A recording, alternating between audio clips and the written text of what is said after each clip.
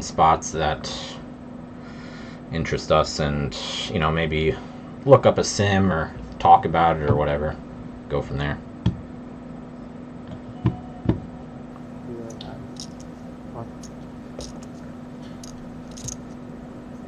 What star? The second card, like I'm pretty sure it was an ace. I'm pretty sure the ace of clubs was the second card.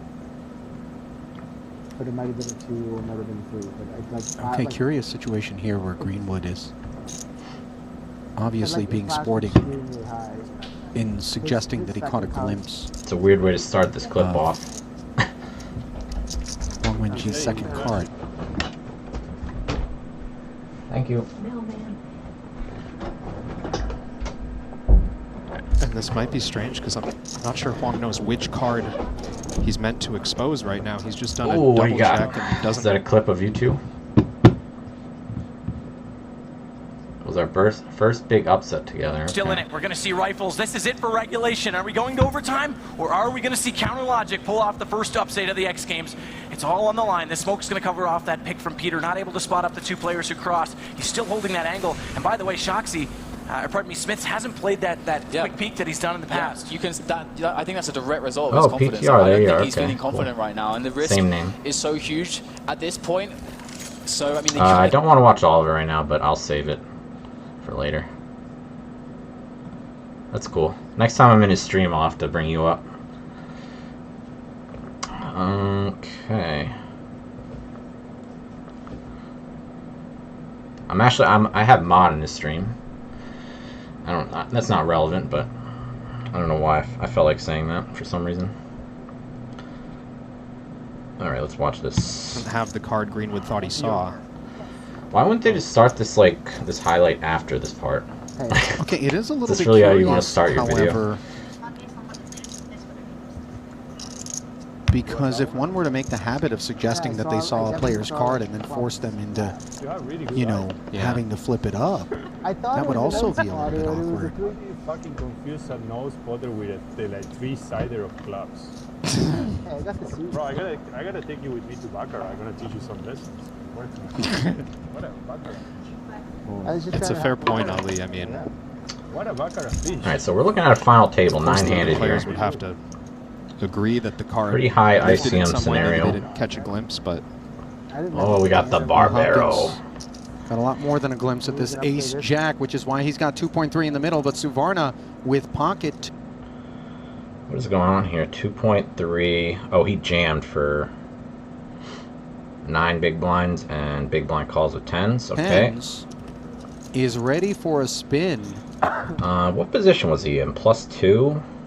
Yeah, okay. And obviously Barbaro already doubled, but Hopkins was hoping that this would not be a situation he found himself in prior to capturing a pay ladder. A dog by 14% in a 5 million chip pot with help needed and unfound. Overpair for Suvarna performing the board to it.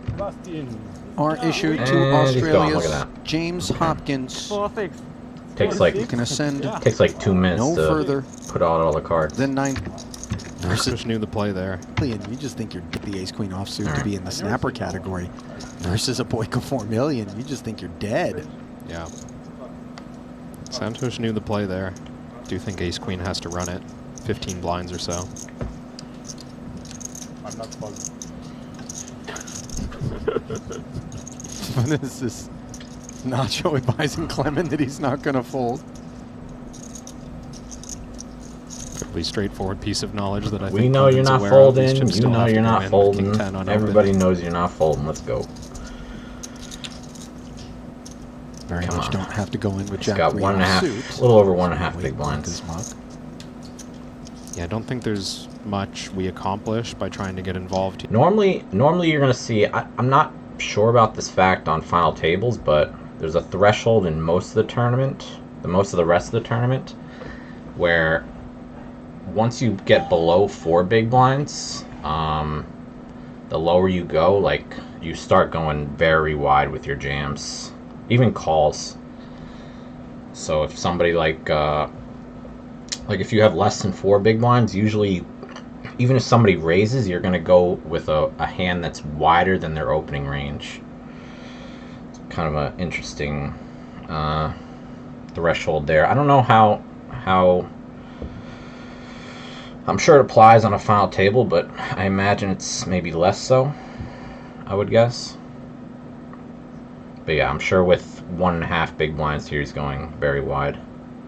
Depending on the other stacks, maybe if there's another shorty, it's a little different. We don't have the stacked sizes available, at least in front of us. What happened? Oh. As Boyka,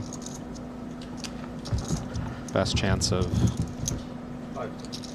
getting Dang out of here doesn't necessarily involve entering the pot, but oh wow, he does decide to just I'm peel, really hoping Nacho's just going to allow it. I mean, I know it's just 425, not even a min raise, but when you do flat. So from the small blind, you do have to call pretty wide as well, because you're getting the discount of the small blind. I mean, he put half in, so he still has to call a little over 1 blind. And he does cover the big blind.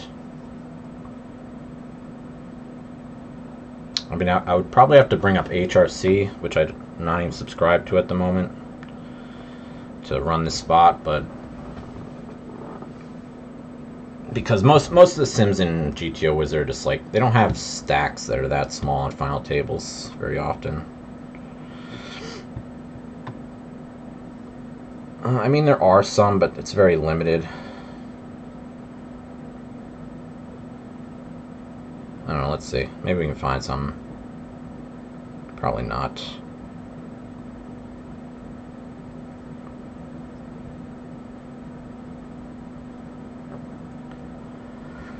Here's 3.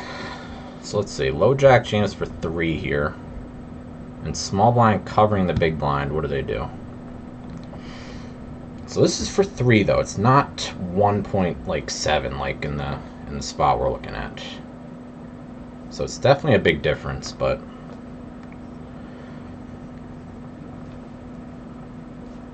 I don't know.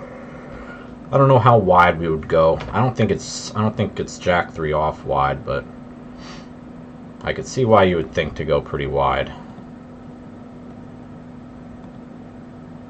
Especially covering the big blind. But this seems a little much. 3 big blinds, king 10 off is our worst hand, ace 3 off. So for 2 big blinds, you know, maybe like any ace, maybe the offsuit like 9s for 2, suited 8s, something like that. So probably almost certainly not seeing anything down here until like the all-in stack is like 1 big blind or something.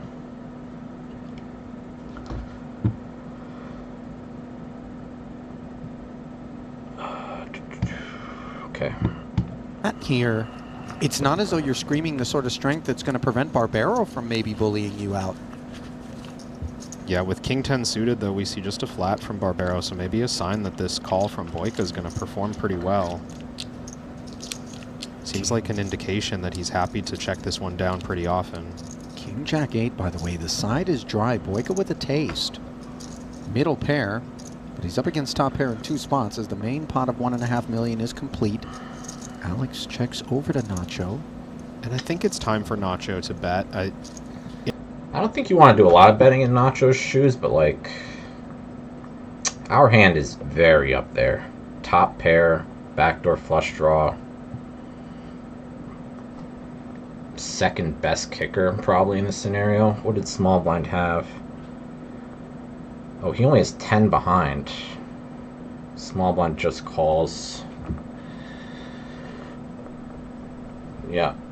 I mean, probably his king queen, king 10. So it seems like a good hand to bet, even though I bet our betting frequency is probably really low here. In a worst case scenario where king 10 is somehow not the best hand right now, Clemen's going to bust as well on this hand, right? I mean, in what world does Boyka have King 10 beat right now and Clemen has both of you beat? It's so uncommon. 400K. And the jack is in an awkward spot. I mean, Nacho could be employing the same logic with a pair of 8s. I mean, it's just a hand that plays so poorly post-flop. I think that's also one of the reasons that I felt as though Boyka wouldn't really look to play it out of position potentially against Nacho. I think it's a play that, you know, if Boyka had a lot of chips starting this hand, it's justifiable. Nacho a little more handcuffed. Pretty fair. I mean, Boyka's in. I mean, he folds the second pair right away. I mean, you think Nacho's is pretty much betting very linear here, right? Like he's never bluffing, probably. There's no point. There's no side pot. So you could probably just take his range as very linear. And folding's probably not that bad at that point, right? Seems pretty reasonable. Oops. 5th, 6th right now? Like, this is a risky proposition. Well, credit to him for stepping out of the way. As Barbero this time enjoys the free roll with 1 diamond on board. Clement waits to carve one up again, and oh my, Boyka would have had 3 jacks. Yikes. Just tells him. Why not, I guess. Nacho, I think, surprised he folded the jack to just 1 bet. It's so complicated, that one. Even I haven't studied history around this, so I fucked it up pretty bad. No, pretty bad, no, but fucked it up.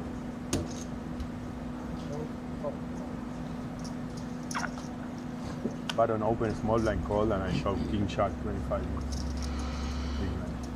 Ace 3 plus 2. We're 8-handed now. So plus 2 is what?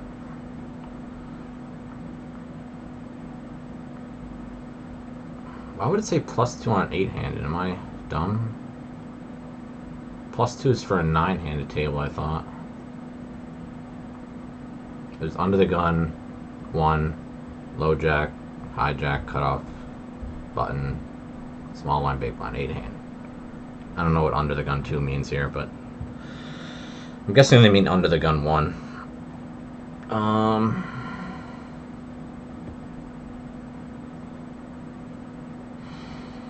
So we have ace 3 of diamonds for 3 bigs.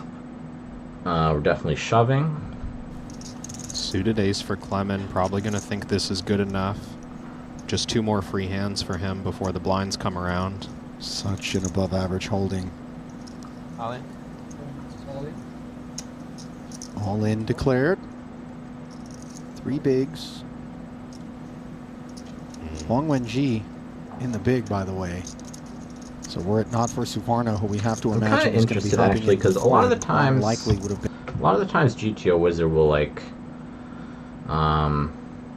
in good spots they'll put less than their stack all in, like on final tables. I tend to do that like with every spot, but maybe I'm just incorrect like in doing that. Like if he has 3 here, like they don't want to make it 2.5 or something. They just want to go with 3. Like if they didn't want to put all their chips in, it would have probably had an option to do so, because it does that in other spots. Like button here, let's see button.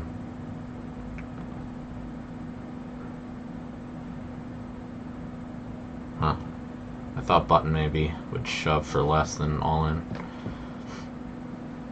There's definitely spots in here though, I guess maybe not on this table setup.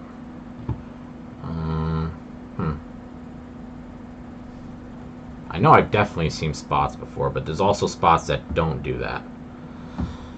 So I'm really not sure when or why not to. I just do it with everything, which could be bad, I don't know. Like I always leave something, like a small percentage of my stack behind, because I mean I want to be able to fold versus multiple all-ins, but maybe it's not. The problem is when you don't go all in, people have the option to call at that point. Like they don't have to re-raise you all in, so they can play wider hands. They can play wider against you when you don't go all in. So maybe by like when you jam There's some spots that maybe benefit more from folding out more hands. And then there's some spots where you want to leave some behind. The problem is the spots you want to leave some behind, what makes the difference there? I don't know. Anyways. A customer with almost any two. This ace-3 hand is insane? What do you mean? Which part about it? Santosh flats. Yeah, just calling. Fives. Oh, wow. And maybe giving a you chance think, for oh, Bob maybe to the see rest of the flop with action is pocket insane? fives. I thought Santosh might have considered a small 3-bet as well for the strength of his hand, but now going 3 ways, 2 of the big stacks at the table. Well, again, an opportunity potentially for Clemending to find a triple up. Obviously a big dog to do that, though the 8-5-4 board gives him the Broadway Gutty and backdoor diamonds, while it gives Huang Wenji middle set. Nothing on the... Can I pronounce the guy's name with 5s? Huang Wenji. Huang Wenji. Is that even close?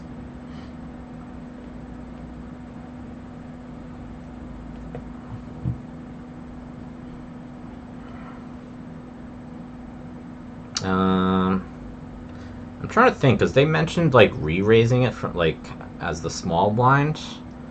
I feel like that's not a thing you want to do. I think you just want to call, don't you?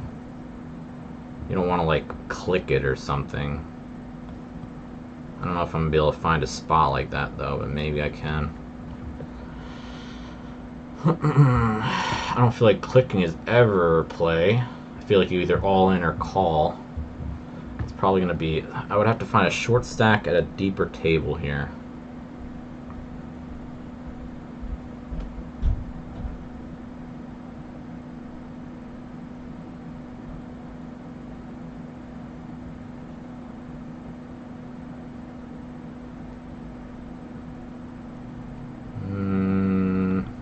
Maybe something like this? No, it's too short.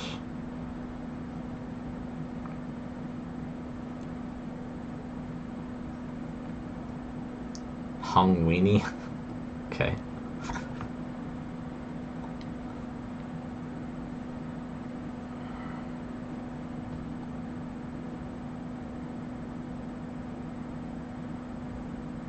Maybe this one. Alright, so jam here. Yeah, none of the stacks want to re-raise. Or like re-raise not all in. But this is a different, this is 5 big blinds. This one is 3. I don't know if, I mean, I doubt it becomes a thing when shorter, but it makes a little bit more sense. Here's a 4 big blind spot. I could check this one out. So we go all in. Button just calls. Oh, well. Yeah, this one's not really going to do anything. Yeah. Not a sufficient spot. These guys are like 40 deep between them, so...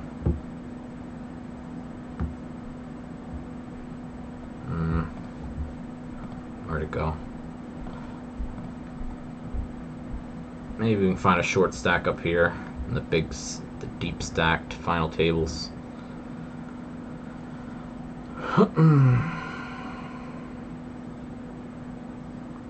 7.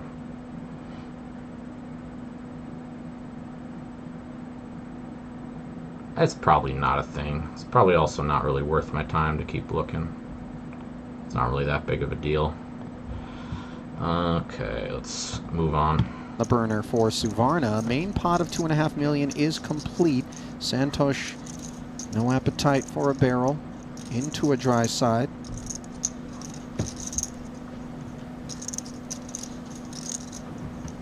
And with a set, not much incentive to slow play. We do sort of need to play honest in these situations with our overall range, and I think Santosh will recognize I think honest equals linear. That's what he's trying to say. It's not a lot of hands Ace-Jack can beat right now. The concern might be that, you know, have we allowed the big blind in with just a low connected hand that made a pair of 5s or a pair of 4s, and we have equity, but it does just get away. 900K into the Kalahari. Yeah, definitely fold Ace-Jack there. Nothing going for you. Quickly folding, and now Clement, especially versus a range that's feathered friends probably not need bluffing. to pay a visit to this board for the time being. It's like combo draws to put him in and front of a set. Other big hands. Does something avian lurk? Not on the turn, but note that a chop, if a 7 rolls off, is now another way to go about things.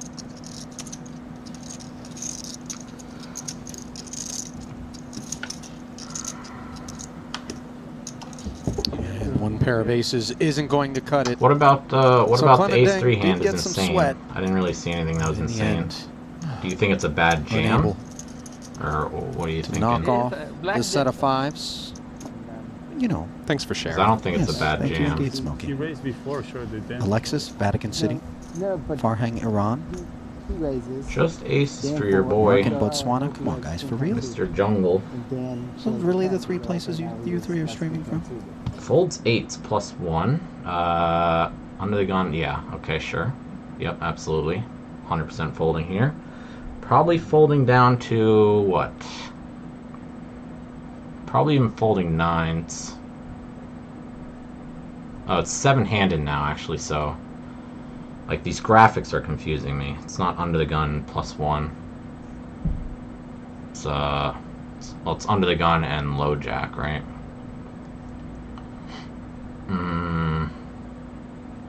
Yeah. I mean, 8s are a good fold here.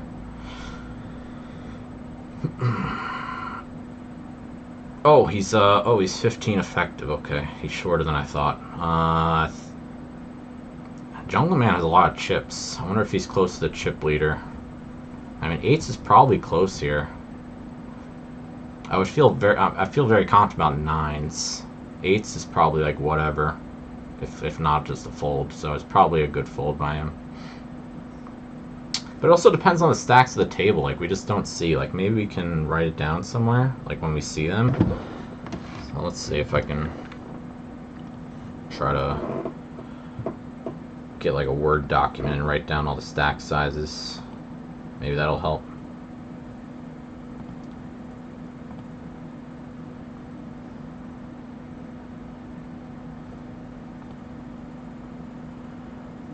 Be nice if they just showed it somewhere, but I guess it's maybe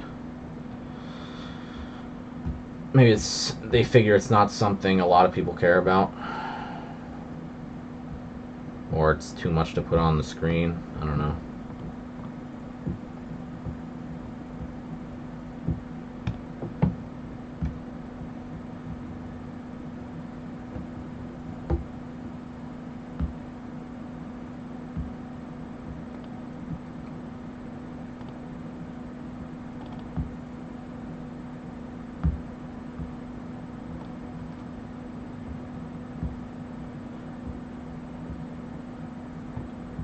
Give me 1 second here.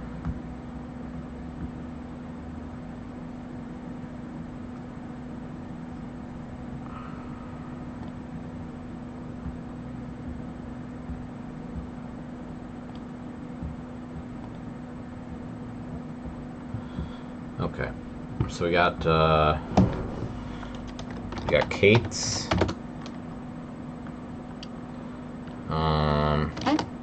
At 18.4. We got Artur, or we'll just do Marty. He's on 4.8. Okay.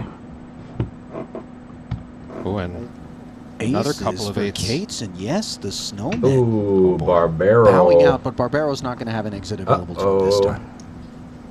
Surely. Ace, King of Hearts. The proposition's so different. the interfering properties, Nagy can't the save you now. the raw value. It all comes together. And Nacho's going to be so demoralized because he knows the jungle with the ball stack is going to be opening a wider range than this. Wow. Wow. And maybe the silencer is upon us. I feel like I'm winning. Alright, come on, let's go. Nacho drawn dead. Stone cooler. Alright. Actually, did we get any stack size there that we missed out on? He's so values because he knows the jungle with the ball stack is Barbaro's together. out. King Barbaro's not going to have an exit of 8s, and yet you three are streaming from. Oh, and another couple of 8s. The 3 places you three are streaming from. Oh, and 3.1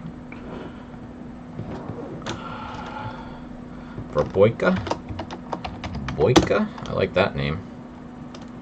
I don't know if that's pronounced right, but Boyka with 3.1. Another couple of 8s.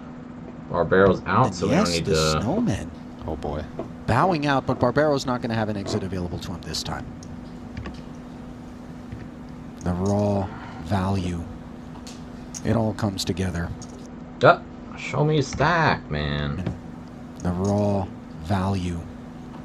It all comes together. It doesn't even show it there. Nacho's gonna be. Alright, so we'll just, I don't remember that guy's name, but I'll leave a space for him. Then we got, Wenji. With, we'll round to 11, 10.9. 10.9. Be so demoralized because he knows. Oh! Come on. I don't think there's anything to see there, but we'll try again. It all comes together. Nacho's going to be so demoralized because he knows the jungle with the ball stack is going to be opening a wider range than this. Alright, we're going to have to catch it next time. And then we'll update Kate's stack after decision this. In terms of 22 million, okay. So it looks like Kate's is the chip leader.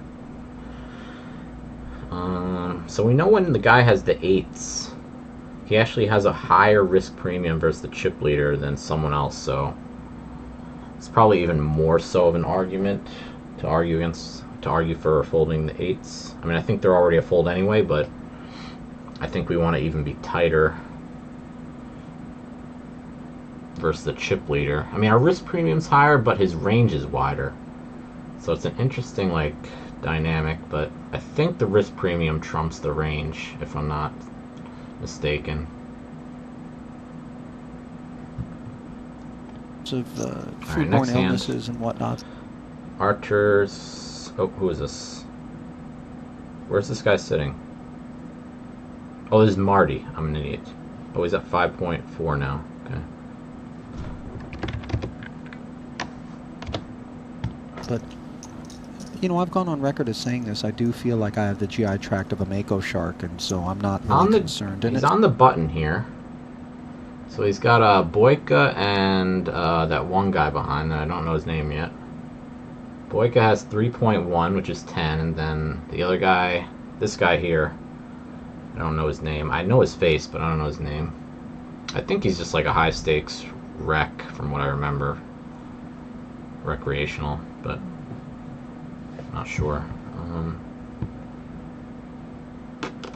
Okay, so I'm not sure on his stack size, but on the button, you're gonna see some jamming, like from 15 to 20 bigs. A lot of the times you don't jam when you're that deep in other spots, but the button's gonna have some. So I'm sure. This guy's, I don't know who this guy is really, but he did fold the 8s, so he's probably somewhat aware, if not fully aware, or max aware. So he's probably debating jamming. I don't know if the suited kings love to jam as much. From what I remember, I think like king queen, king jack, king 10 like actually opening because we just dominate more hands. But like something like queen jack, jack 10, queen 10 suited, I think these hands like to jam here a lot. 10-9 suited. The wheel aces, a lot of the low suited aces like to jam. I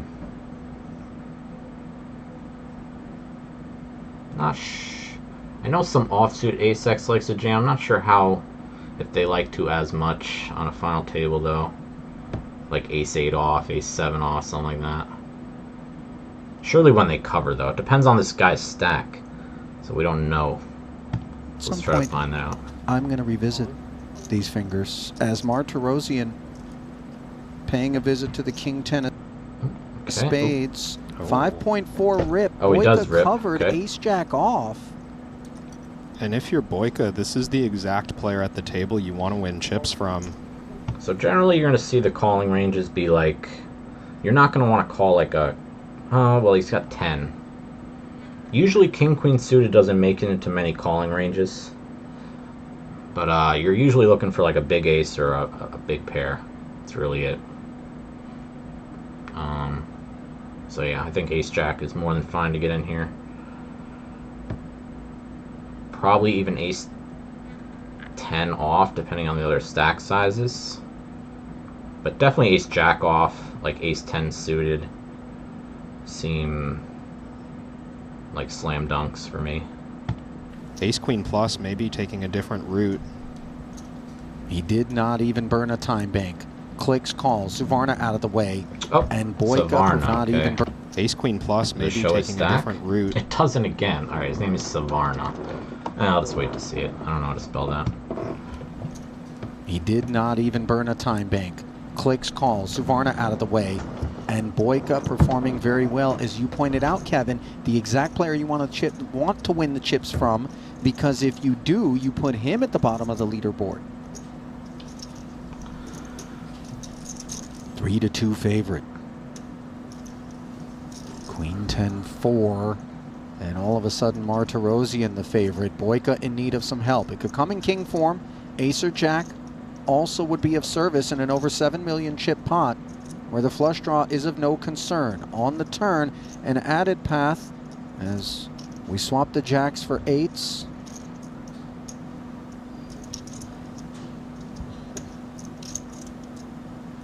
Can Boyka connect? No, it's running nines.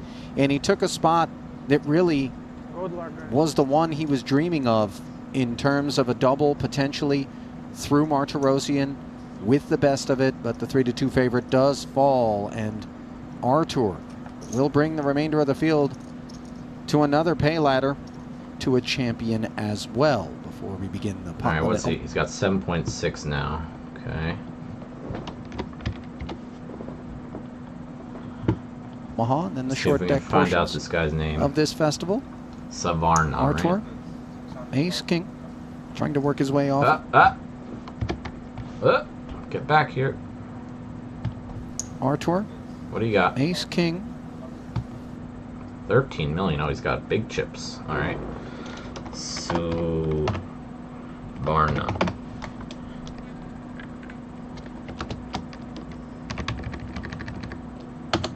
13 million, okay.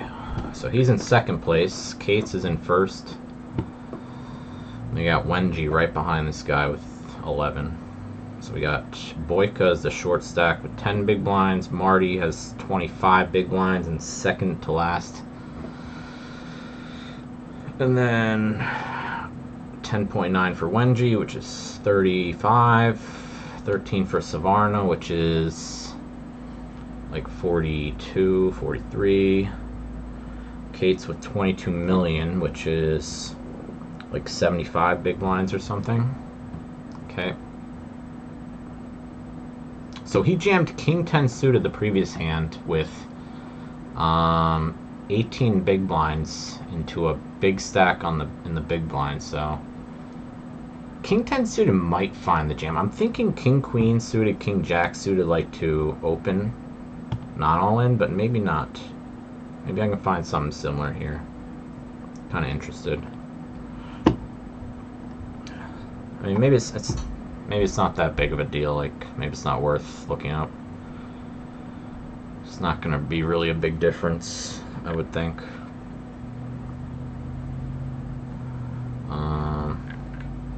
So he was on the button with 18, right? And then the big blind was a covering stack by a good amount. Oh, how many handed were they too? They were 6-handed.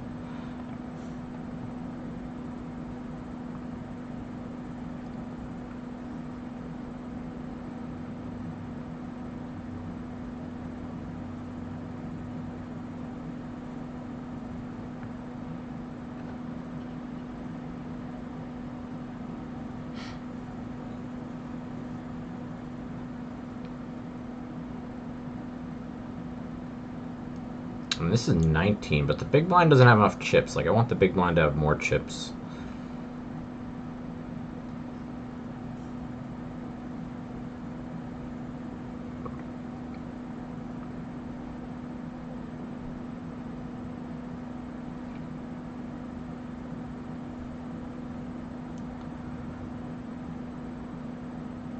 Alright, I mean, this is 19. And I guess it's a little deeper than what we have, but it's similar to the fact that there's a short stack at the table with about the same bigs. But that short stack is in the small blind, so the button's jamming into two big stacks here, which is worse. So, well, let's see what they're doing here. Oh, it does get in there in this spot. Okay. Yeah, I figured these hands were good. Jams, King Queen, King Jack like opening like I thought, and then King 10's fine jamming. I thought maybe more of these would have jammed as well. But he is covered and he's 19 effective. I'm sure if we get a little shorter, we start jamming more. I mean, 19's a lot on a final table compared to normal situations. Now here we have 17, but there's no short stack, so let's see what that looks like. About the same. Not really jamming these like I thought. I mean, it doesn't seem like an EV loss, but I mean, it's probably just better off on most tables not to jam if you don't gain a lot out of it. Just because of how soft most tables are. I would imagine it's better to not commit your chips if you don't have to. If your opponents are just punting left and right. I imagine if people are, misplaying at your table a lot, that keeping the pot small for yourself as much as you can is probably good. Maybe I'm mistaken by that, but I would imagine it sways it in the favor of not jamming if it's already close. 15 here. 15, we start to get in those more hands, more suited aces, a few more suited Broadway hands.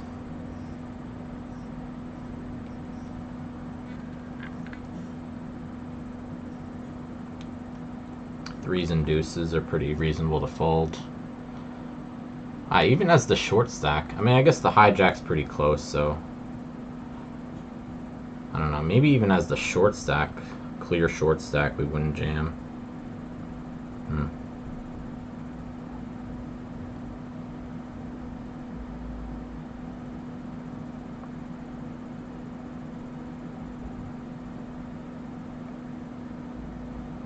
I mean, this one has the big stack and the big blind. And we can jam a lot more, because now we're 10 effective with one stack and 15 with the other, so it's almost like we're effectively shorter. So I think that's why we jam more. Plus we cover one of them. Which is, the point I was making.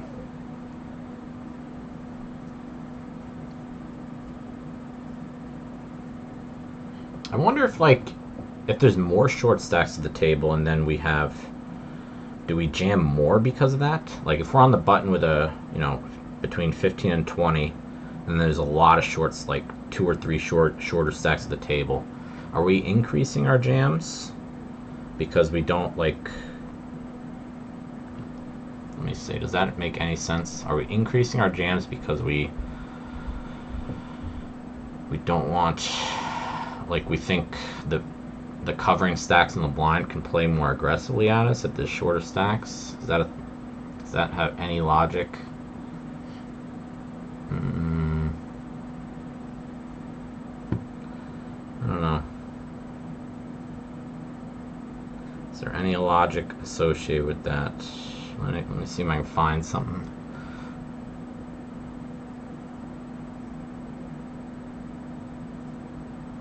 It's gonna be hard to find because the shorter we get, the more unlikely the blinds cover.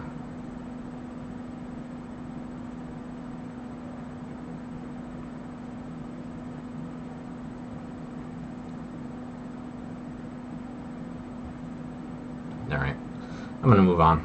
Let's move on. Trying to work his way off of the short stack designation.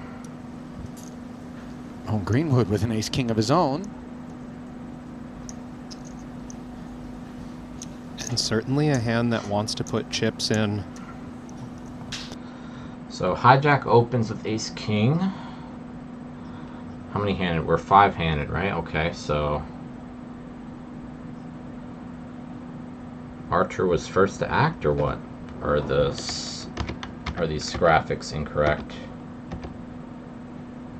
Yes, he's first to act, right? Yeah, okay. First to act. Small blind out of position, covering for how many effective? Are we 20, 24 effective? Almost 25. So when we're this deep, I don't think we're going to see much jamming, even when we're the covering stack. I think we're just going to mostly not all-in 3-bet. As the big stack, I think we could throw in some calls here as well. But yeah, I don't think we really want to do too much jamming here, if I'm not mistaken. So let's see what Greenwood does. Wants to put chips in. He's obviously playing 40 big blinds effective. Quite good. Choosing the right size. I think. Such a large Maybe consideration not obviously. I don't watch him that much, players. but seems relatively good.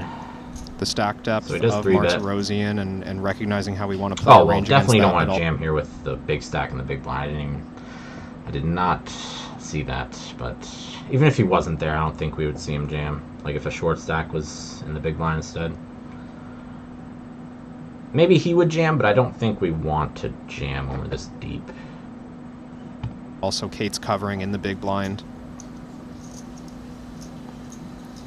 3 bets to 1.9. I don't think we're done just yet. Yeah, once the ace-10 suited of Jungle Man gets out of the way, how can these two hands not put the chips in and run it? There's the jam. And these two guys looking up, recognizing that the edge clubs and looking up the running queens. Okay, next.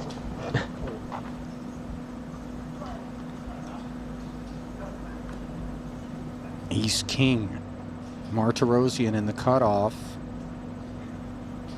First to speak. Only 8.5 blinds. Don't think we can min raise. Yeah, Jungle did fold under the definitely gun, min so raise off 8.5. It's not with this but hand, speak right? he does. Ace-9 suited. Pretty sure on the final table you can have opens down to 7, I believe. Which is contrary to like most of the rest of the tournament, where like usually like 8 or so is the lowest you want to raise off of. But on the final table, I think it's like 6.5, 7 or something. You can have a min raise off of, if I'm not mistaken. So you definitely want to have some raises off 8.5, just not ace king off. I don't know if that's what they meant by that comment or what, but. How well does this combo perform against the open jamming range? I mean, not bad, I think. Ace-8 offsuit. Cutoff jams 3.3, which is a little over 8. He's in the cutoff, right? Ooh, what happened? Oh, he called and lost. Oh, so he only has 3.3 here. Well, we'll just leave it alone. He's okay.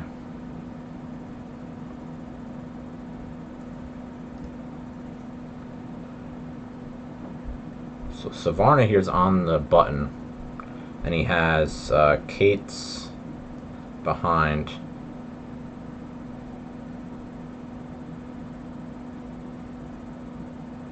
Who else does he have behind? I'm confused. I must have wrote something wrong. Oh, Kate's and, oh, Wenji and Kate's. Oh, okay. Gotcha. So the two big stacks are behind. Small blind's not deeper than them, but it's the two other big stacks at the table. Ace-9 suited here is versus an 8 big blind open jam is very thin, I would say, on a final table. I mean, it's probably a call, but I don't really see much worse calling, whereas like early game, maybe like Ace-8, maybe.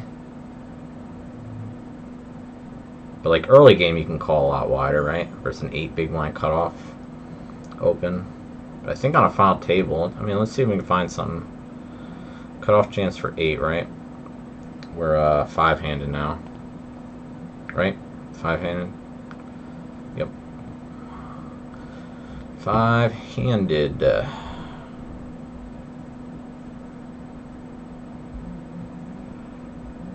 Cutoff jams for 8. And then button has a good amount behind. What's the average stack here? Actually, let's figure that out. This guy has 3.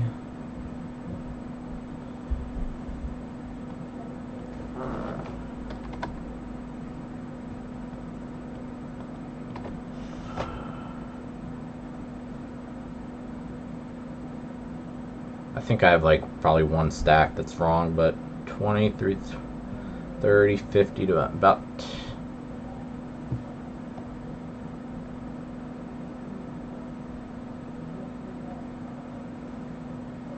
Oh, wait, 50 divided by 4, it's like 12.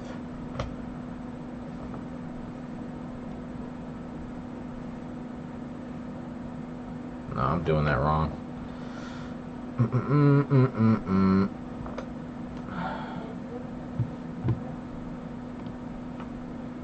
50 divided by 40.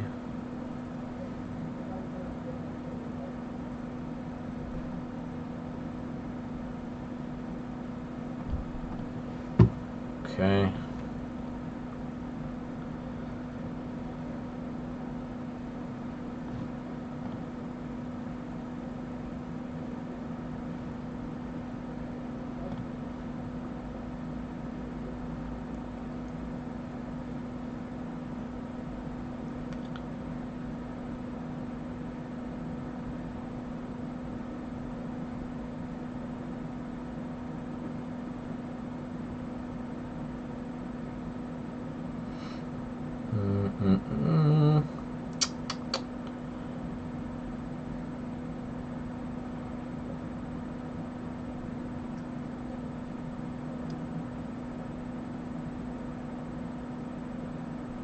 I mean, this isn't...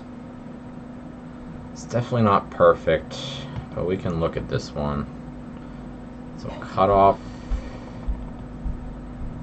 So see, this is a spot where cutoff wants to go non-all-in, right? They either want to jam for 6 out of the 10 that they have remaining, or open for 2.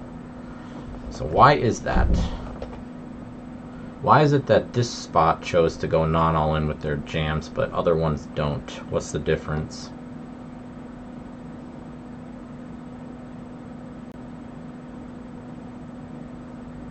I didn't save another spot either to look at it, so... Which probably isn't good for this analysis here.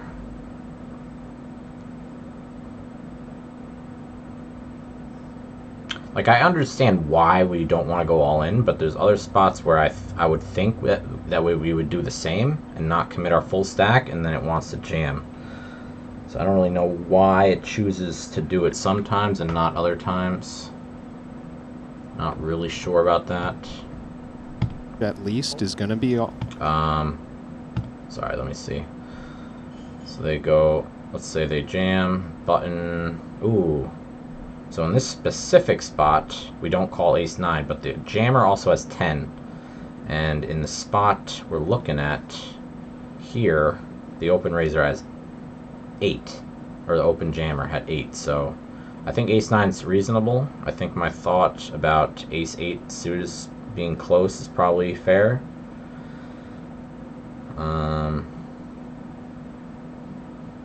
Yeah, okay. Sure. All in here for Arthur. A lot of Broadway cards, not even necessarily suited. And Suvarna's done Sam Greenwood a huge favor by flatting as the fold becomes very straightforward for Sam, who was dominated as well. And Suvarna disheartened, of course, by the sight of a dominant ace, as his choice in part responsible for the 7.7 million in the middle, which is leaning towards Arthur.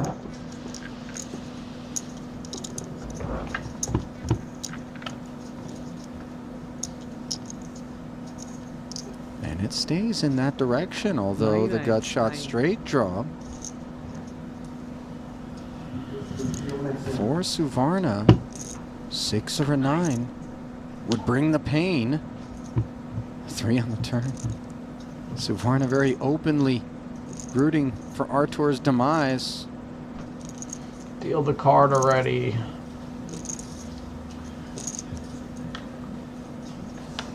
I know I could skip but not it. Getting it. Okay. As the ace king hangs on. So we're looking at some stack changes. So Marty goes to 7.7.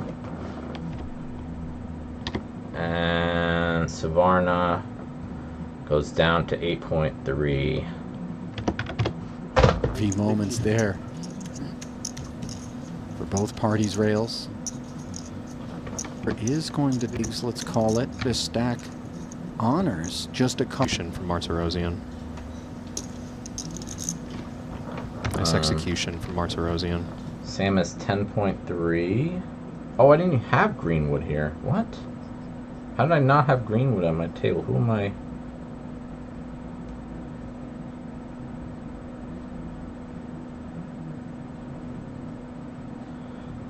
Goes Greenwood.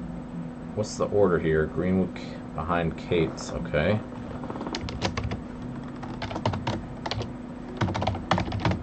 Greenwood has 10.3. Kate's.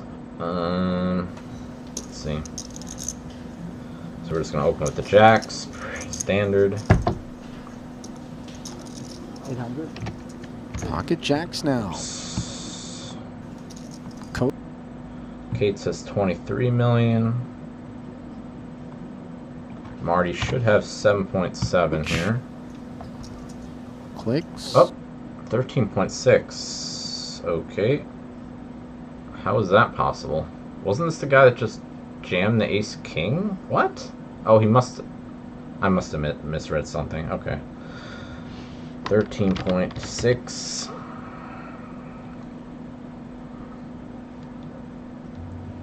Okay. Boyka. Oh, Santosh with 2.9. 2.9. Oh, Boyka's out. Okay, Boyka's out, right? There we go. That's where I was screwed up. And then we got Wenji with kings. Wow, 20 million. We'll update that after this hand. It looks looks like he's about to get some more. Wenji, the covering stack with Cowboys here. Just the next hand after we get Santosh down to 8 big blinds. Effective chip leader in a position to bully the medium stack. And we actually have it. Yeah, but as you point out, this landscape is dynamic and it has shifted since the last altercation between these two. Not lost on Greenwood as he faces the extra 2 million. Is he going to be more inclined to get further into this one, Pre? He's going to call or he's going to jam, and I think a deciding factor for Greenwood is, does Wenji have pocket 10s or ace-queen suited, these kind of hands that we have an advantage against? He decides yes, but... Yeah, he rips and just runs into it here, Kevin, and you can't really get critical of his choice, even though one could argue that... What size did he use for the 3-bet? Let's see. Does Wenji have pocket 10? They're 25 effective. He goes 3.5x. Right? 816, yeah. 3.5. How deep were they? 25, 3.5. That seems, yeah, that seems fine. Sure. Or ace queen suited, these kind of hands that we have an advantage against. He decides yes, but... Yeah, he rips and just runs into it here, Kevin, and you can't really get critical of his choice, even though always looked to range was his own. It's a disastrous one as well. Up, Jay. Oh, and he's out. Okay. So we got Greenwood out of there. Down to 4. And man, nobody is more excited and at this Wenji unexpected cooler than Santosh Suvarna, who secures the over $450,000 ladder from 5th to 4th. And not a bad ladder. Perhaps left to be haunted by what could have been. Jungle Man was one of those guys at the very, very top. Really, really excellent heads-up player. Is it too early for me to be dreaming about watching him play heads-up on the big stage? Because I'm excited for that chance. Far be it from me to stand between you, Kevin, and your dreams. I don't think it's premature whatsoever. I do think, however, that the other camps that are out there cheering their men on might have something to say about your choice, but it's a very understandable one, as is Suvarna's here with the pocket 3s. He's ripped the 2.9, path cleared by the departure of Greenwood and the presence of just 8 bigs. Wenji Huang, might he be So he's a clear short stack here by a lot. 3 seems fine to get in here. We do have fold equity. What do we have? We have almost 6 big blinds. I'm kind of interested if we jam deuces here as well. I mean, we're the clear short stack. We are four-handed.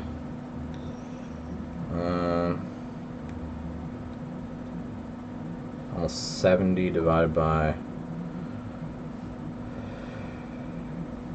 like 35 average, so we're very deep other than him. So it's like, let me see, button with, how much did he have again?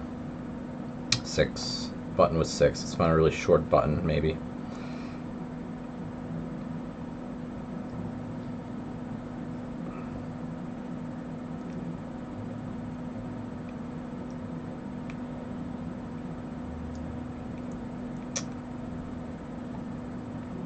Why are look at all these all of these with the 5 big blinds on the left. You don't think they could have like mixed it up here a little bit? Like, what is that?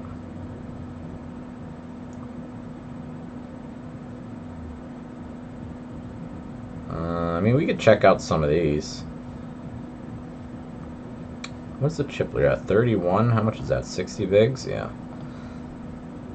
So this is probably pretty reasonable.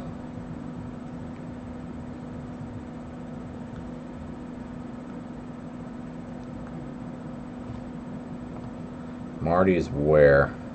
Oh, wait, who called? He jams small blind. Oh, okay, so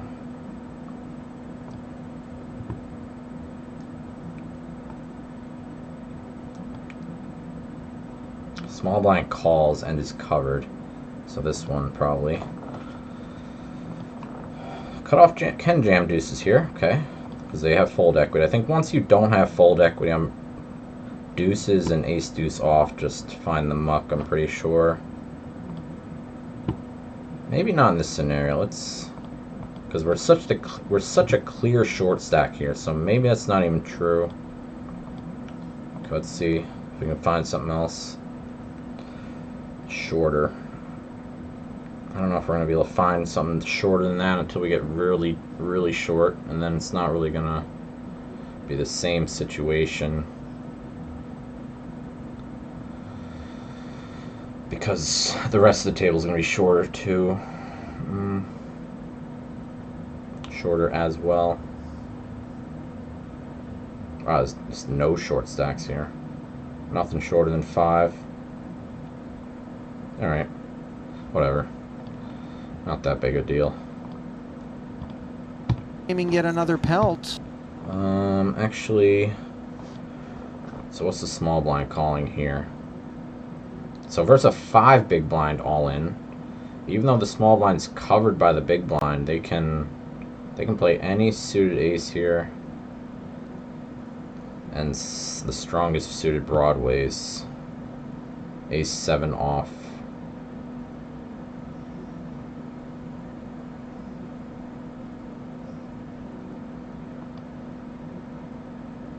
Okay. I wonder how much wider we can go if we cover the big blind. Let's see that. So if we cover the big blind here, let's see what happens. Still mostly just calling. I didn't duplicate the spot though. Let me see. Let me go back to the last one. Okay, so I want to see the difference here. So we're covered by the big blind and we play 20% of hands. This spot we cover the big blind and we play 23% of hands. So it's not, I mean, it's like a 15% increase. It's definitely something. I mean, it's pretty obvious you want to go wider when we cover the big blind, but I just wanted to look for myself how much wider. It's not really that big of a difference.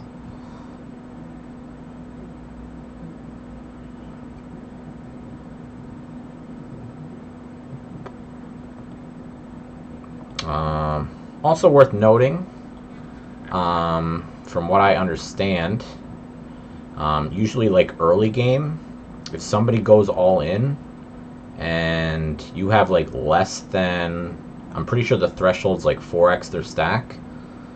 So like, you know, mid game, early game, if somebody jams like 10 big blinds, for example, I think if you have like less than 40, you mostly just like rejam. I guess it depends on your spot at the table, but like if under the gun rate jams 5 and you're like under the gun 1, or if under the gun 1 jams 10, you're under the gun 2 or whatever right after him, surely that threshold probably goes down. But I think, like, just from what I remember, it's like 4x, but I think on a final table it's like a lot less. Like, I feel like it's like 2.5 or 3x. So like, I think, you know, if cutoff jams 5 here, I think if small blind had like, I think they're probably going to play a call like a lot of the times until they get below like maybe like 13 or something, maybe below 15, something like that. 2.5 or 3x I think is the threshold for jamming. Once you get greater than that, I think you're going to mostly see calls. I mean, these hands probably don't gain anything by jamming. Yeah, I mean, there's no gain in EV or anything. So, I mean, calling here with everything's fine. But yeah. Suvarna ever so slightly in the lead, about as close to a pure coin flip as you're going to get in an all-in collision. 6.8 million chip pot.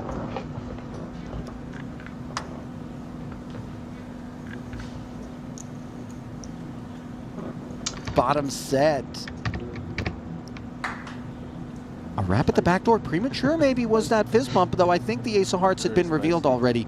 So Suvarna finds himself the double. Okay, Suvarna is now at 6.8. And Huang is at 29. Okay. So Suvarna finds himself the double. To be expected, maybe.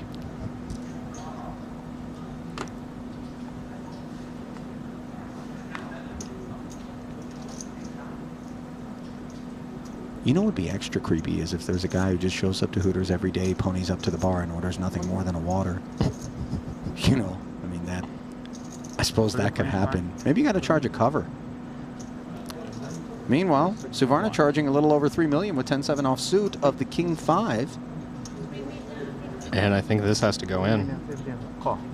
It's 6 big blinds. We've got a king. Fortunate to have 2 clean cards. Is Suvarna.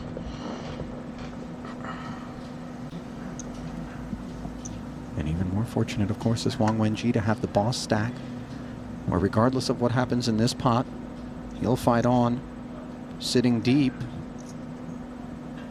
And on the 10-3 deuce board, Suvarna hops way in front.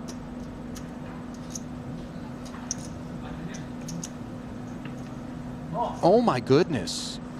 Prayers answered on the rail. You see the applause breaking out as a king rolls right off on the turn and now puts the pressure right back on Suvarna, who needs the hockey stick or the 10. Can he make 2 pair or trips to fight on? No. All right. Suvarna's out.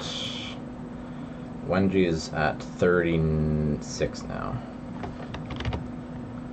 All right, down to 3. So GG's. We got Kate's at 23 million, which is like 46 big blinds, 47. We got Marty, which is not his name, but it's short for his name. He's at 13 million, which is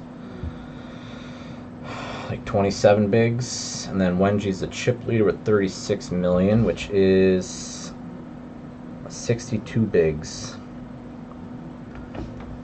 Santoshi. Looks like you are the king. Lucky poker.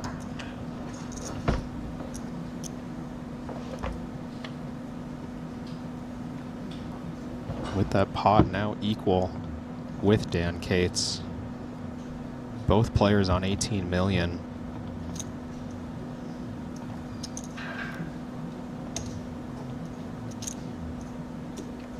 Pretty disappointing, by the way, for Jungle, who was feeling like maybe Artur was headed for clear-cut short-stack territory. Here he is with Jack-10 suited, limping against Wang.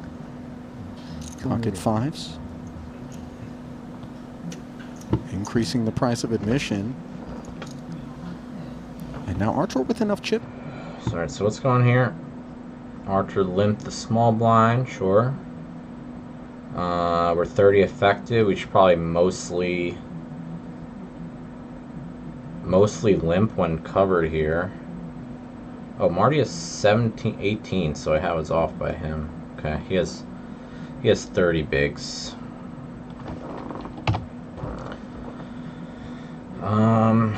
So when you're covered, you generally don't want to like raise at all on a final table unless you're like short. And by short, I mean like less than like 25 or less than like 20-ish. That's from what I remember. Once you're like greater than 30, 35, you pretty much want to play a pure limp if you're covered. That might change if you're like the clear short stack, but I think in general, I'm pretty accurate on that. So he's just going to play a limp call. I don't think this hand wants to limp jam. It normally doesn't, but on a final table, you know, things are different. I would guess it doesn't want to jam. Tips to get in there for an extra 1-4. Yeah. Jack-10 suited, quite a strong hand to have limped in the first place. I guess we can take a look real quick. 3-handed. Small blind's 30 when covered. Or has 30 and covered. And they're the short stack, so this one's not great.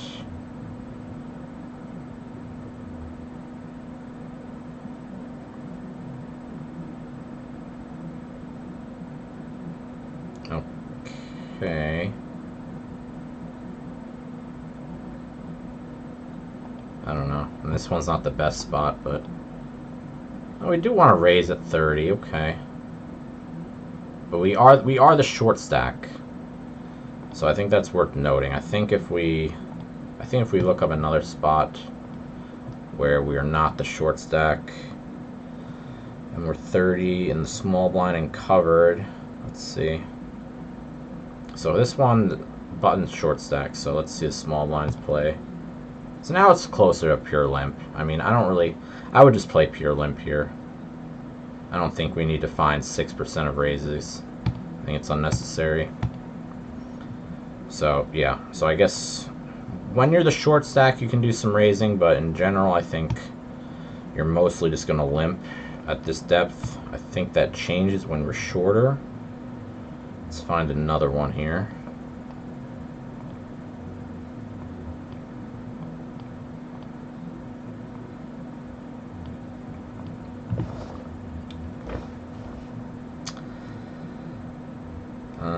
So here we're 20 effective and covered. Yeah, we just jam, actually. Jam or call, okay. So maybe we don't raise.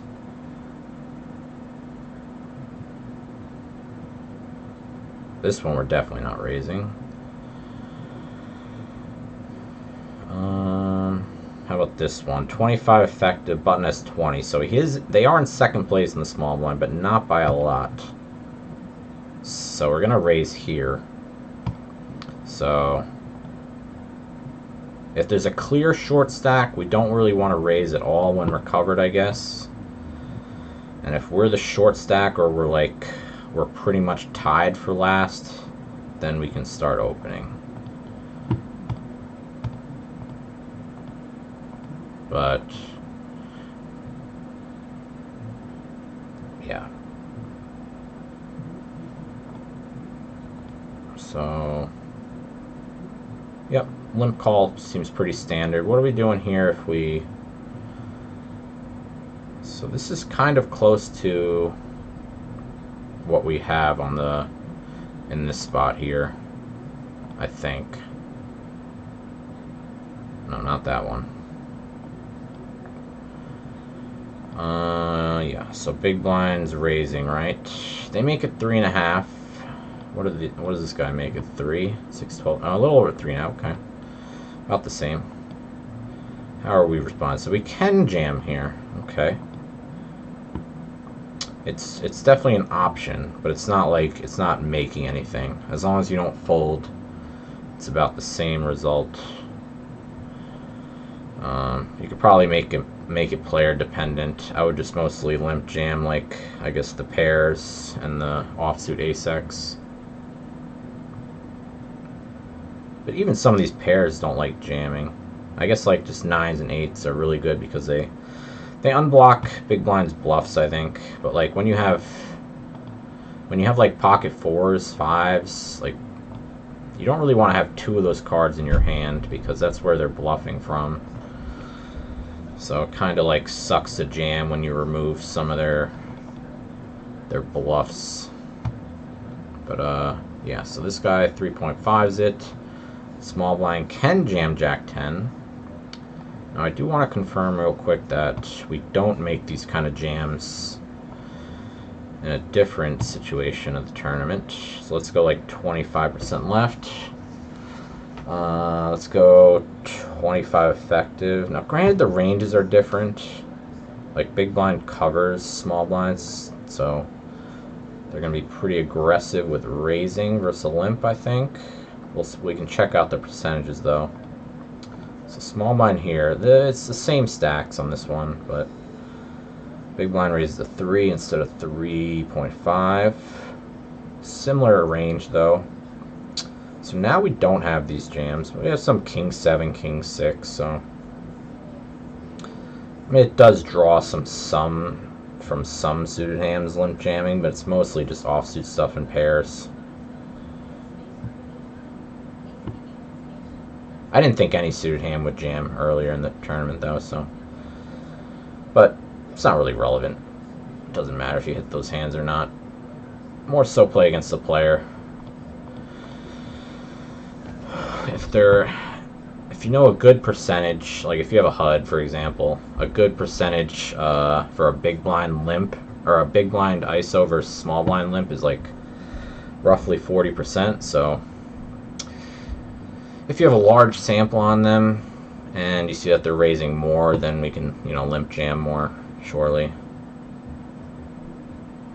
And vice versa. You can just call a little tighter. Like don't limp jam ace 10 off, ace 7 off.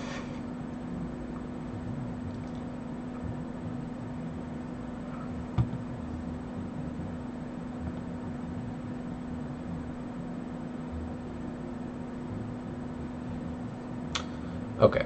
Anyways, let's go back. So we're back. Almost We're at done. least calling, and I don't think our hand's good enough to do anything more. That's where you're wrong. The solver genius likes to split the jab. Okay. 10-5 trade top pair. Wow. And a spade draw versus middle set. What a flop. We pulled a pin in a grenade. If Huang Wenji bets this flop, I mean, how does the money not I don't really go know in? who Huang is. I don't know if they're, like, I haven't seen him make any big mistakes or anything. But it's a very small sample of hands here. But I don't really know who they are, so I don't know if they're... how good they are. And Not really sure why I pointed it out, but... 4.6 in the middle. when you're making an adjustment, that's obviously very important. Effective.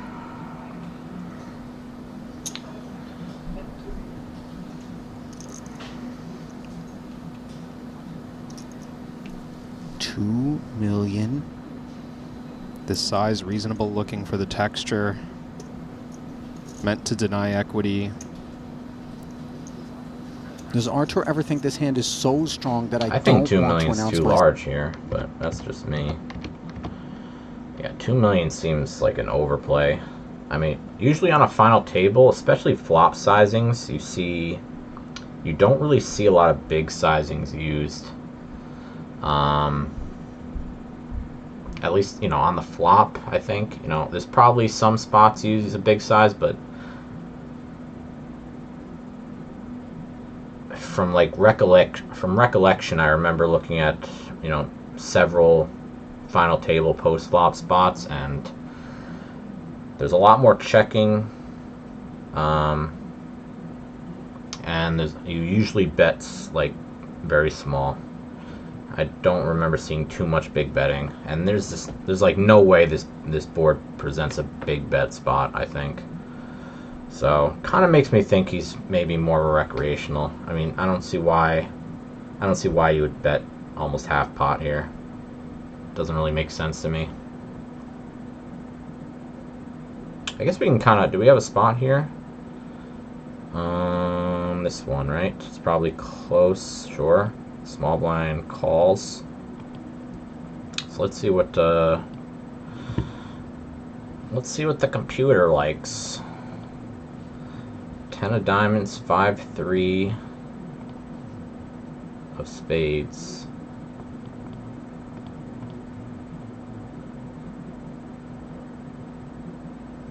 Yeah, so likes going small. I thought this would actually be a pure spot because I feel like the 5 and 3 connect with even our garbage range as well.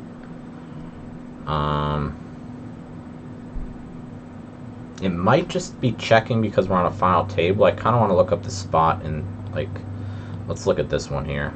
So this is early in the tournament, 25% left.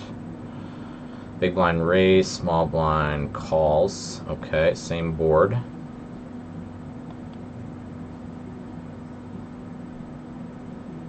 Ten of diamonds, 5-3 of spades, right?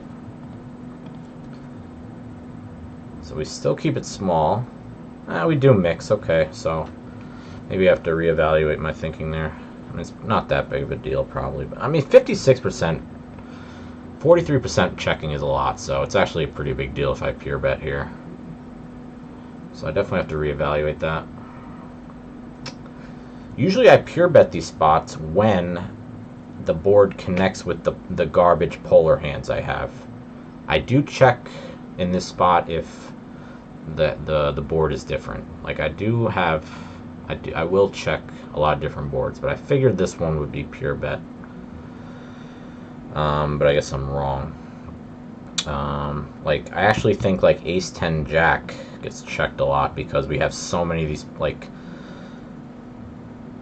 something like this, like ace 10 9. Actually, let's do that. We're gonna have a ton of like polar hands that miss here, so yeah, we want to bet pot or check a lot.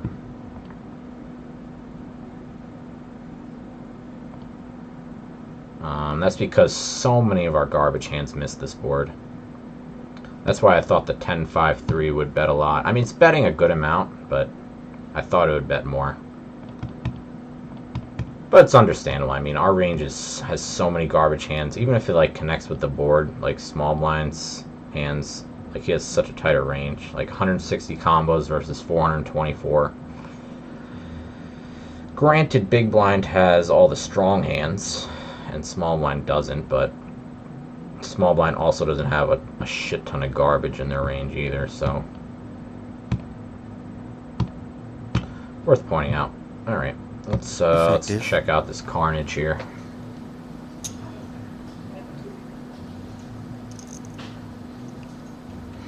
So top pair, backdoor flush draw. Pretty reasonable hand to raise here. Probably, it's possible we slow play because it's top pair. For sure, if like he had middle pair and a backdoor flush draw, I'm sure we raise that. I'm less sure about the top pair, but it seems like a pretty easy raise to me. 2 million.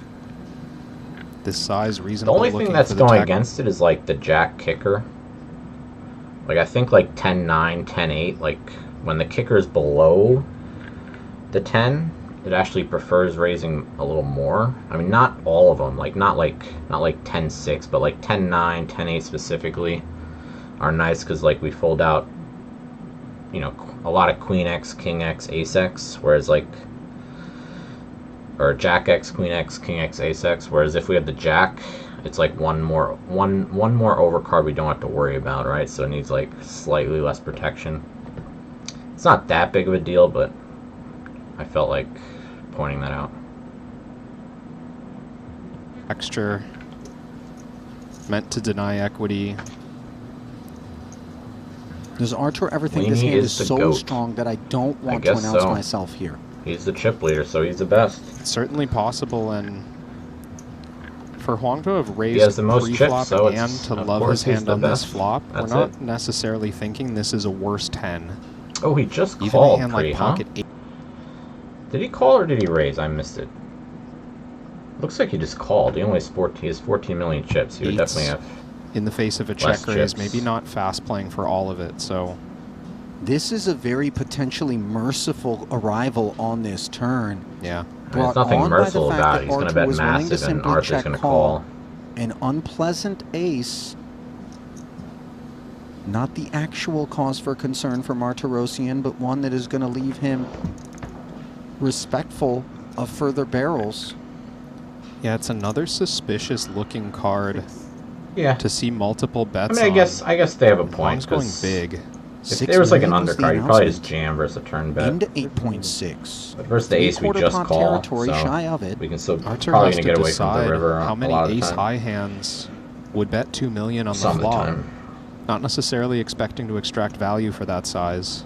Well, he does interfere with some of the ace X of spade combos, although those that come together to provide the wheel draw, ace deuce, ace 4, which could be a part of Wang Wenji's pre-flop raising range, maybe would barrel that flop and then find the extra barrel. I think exploitatively here, did he just jam? I don't know if he's going to say all in or what he's about to say, but exploitatively, it's kind of interesting this spot because I think once people like, if they raise the garbage, which might not actually happen anyway, but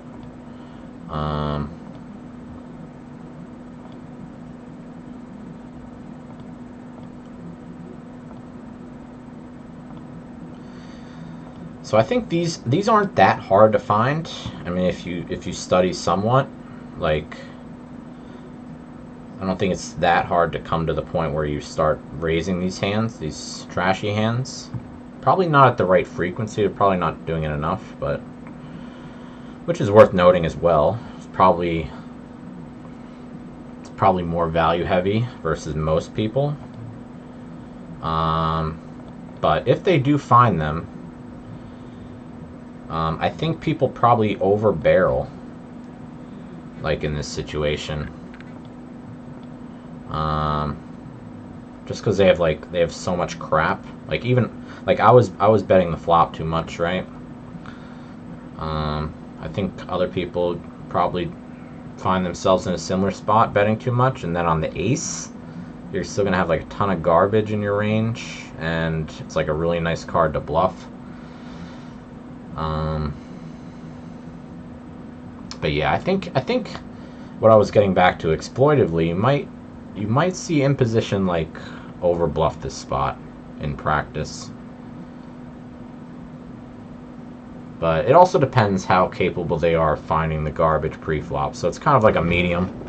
It's like they have to be decent enough to find the garbage ISOs and bad enough where they're just like bluffing with too many hands post. I don't know. I guess it was worth noting, but that's kind of like a niche situation there. With top What did pair. he say? Call? Okay, that's what I thought he was going to do. Martirosian calling. Wenji loves to see this, although the two-tone texture is something that does weigh on his mind. No longer a concern, however, on this river that pairs the three and gives him a boat. Third and final check from Martirosian, who plays tens and trays with an ace kicker. The spade he sought eludes him. 20 million plus in the middle. Sub 0.5 SPR.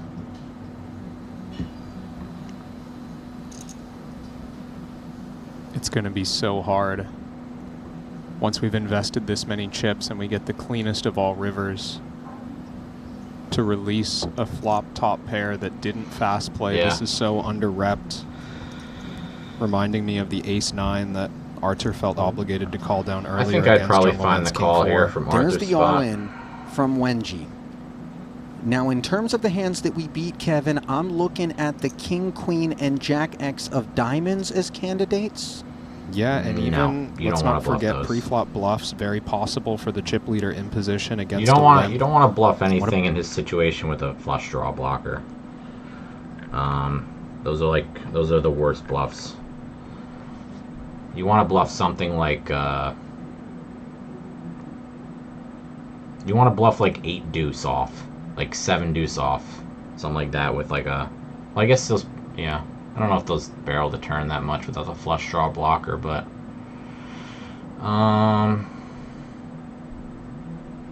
Let me think of another hand. Yeah, I don't know. Maybe like 8 deuce, something without flush draw blockers. You don't want to jam anything blocking a flush draw here. That is the last place you want to bluff from. So I think the announcer's read was a little off on that.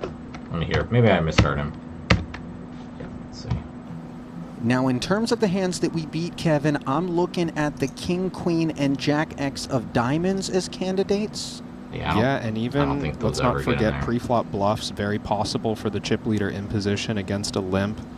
What about 9-4 offsuit? I mean, there's total trash that picks up equity on the ace, tries That's to what I was represent the saying. big card. But I don't And when think I say you King, don't Queen, want to Jack have X, I meant a spade or a combinations and diamond in your hand. permutations of those three cards specifically, Or not with some maybe- sort of day. Maybe like a diamond is a little better than the spade. Sure, like. Because, like, diamonds are probably going to more likely check raise the flop, at least at some clip.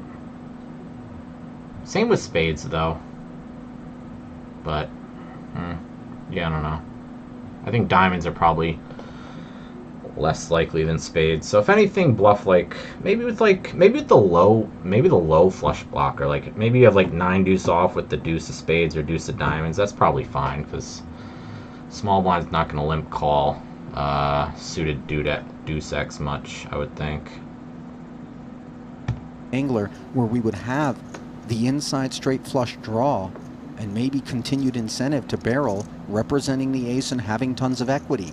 That's got to be on Martirosian's mind. All of those combos are free and available to the opposition. If he clicks call, he's out of here. But only we know that.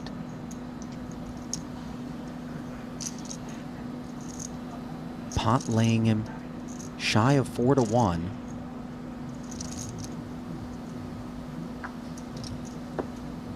Disregard the 44.7 figure is not all the full 24 million is. I like calling personally. I mean, I know we see the hands, jam of but 8 mil.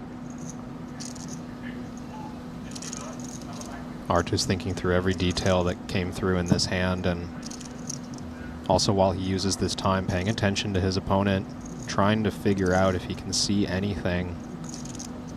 But we could almost, like, if we only have this hand to go off of, like, if I don't see any of Huang's like other play and I only see this hand, I kind of put him on being a recreational just based on the flop size.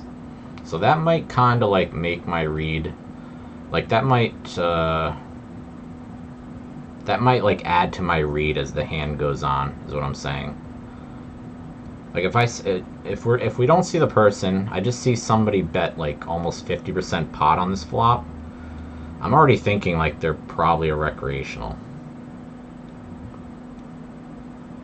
I don't know, maybe that's like a overzealous read, but that's what I would be thinking. And that thinking would lead me to thinking he might not have as many ISOs pre-flop with trash hands like he's supposed to, which would make me think has less bluffs here. Also, you know, if he's a recreational, he's probably just bluffing less on average, but not always.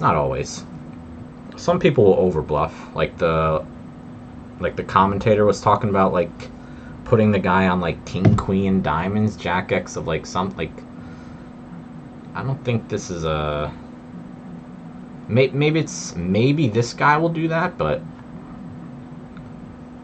like if you're a recreational and like they're playing this spot, they don't really know like which hands to like give up. So I think some players will overbluff this spot with like a missed flush draw or something.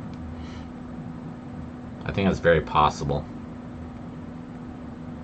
And considering this guy's flop sizing here, I wouldn't put it past him. But I also don't give him the ISOs pre-flop from the big blind.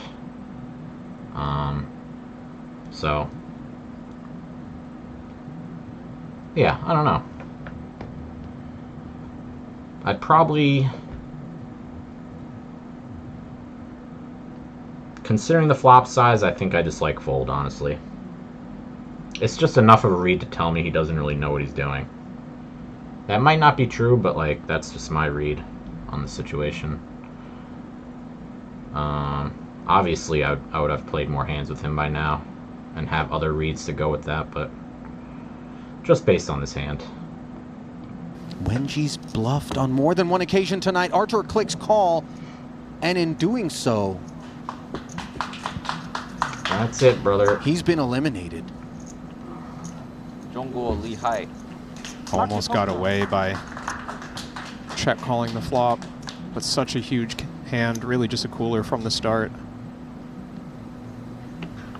Both players, by the way, coming with what seems like a similar understanding. Jack-9 offsuit blast for Cates. Wenji takes his turn. How much did he have? With swift action. Mr. All-In. Wait, what? The commentator was like boasting about Cates' pre-flop or heads-up play, and he just snap jams Jack-9 for 14 bigs.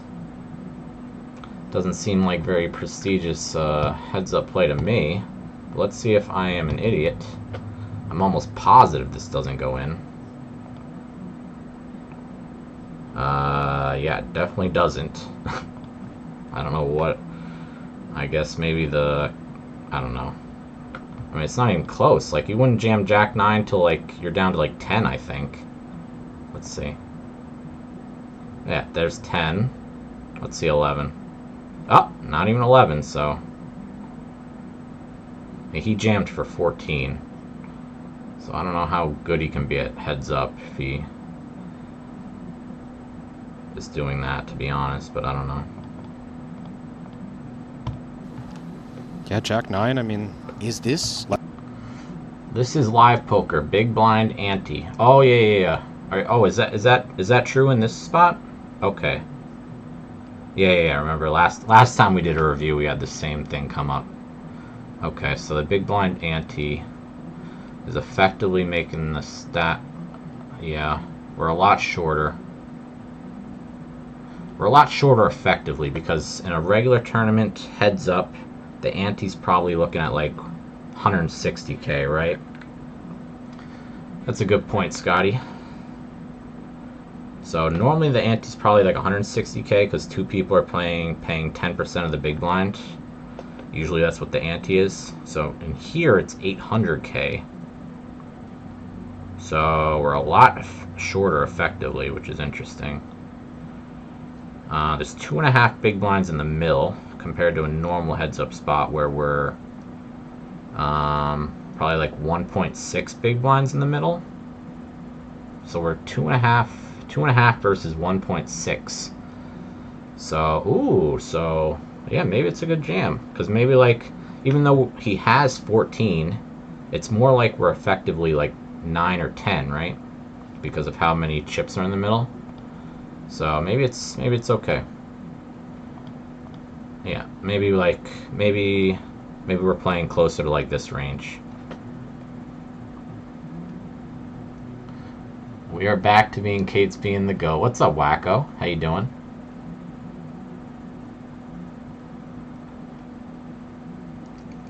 Alright, Kate's is the goat, we lied. I am the sheep, he is the goat. Alright, where'd we go here? Okay. Exceedingly liberal?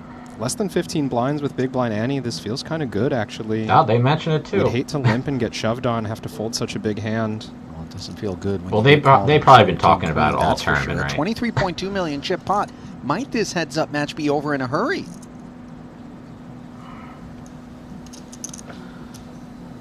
Looks like it might be. There's only a few minutes left in the episode or the video here. Spoiler. Bubbling over 65% to 34%. Heading to the flop. I spy a queen. I spy two of them. Trips versus queens up. Wow. And the rail knows. Kate's won the mixed game 50k at WSOP 2 years ago, I think.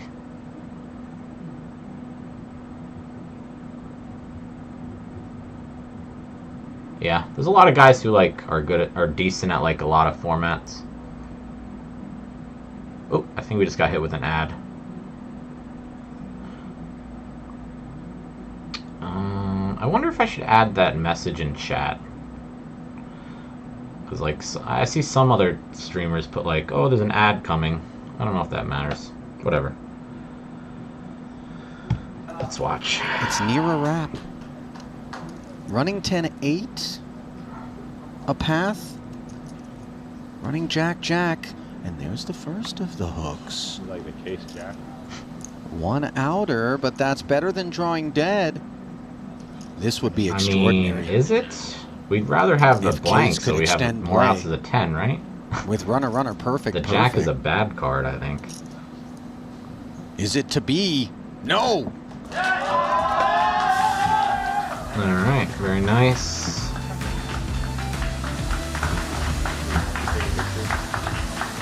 And a small eruption as MC Jungle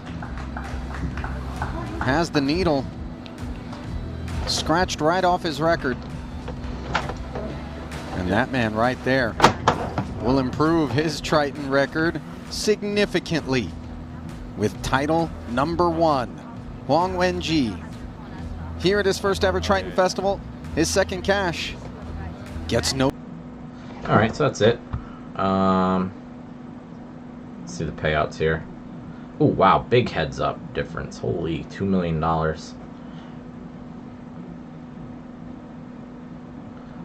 That's a big difference.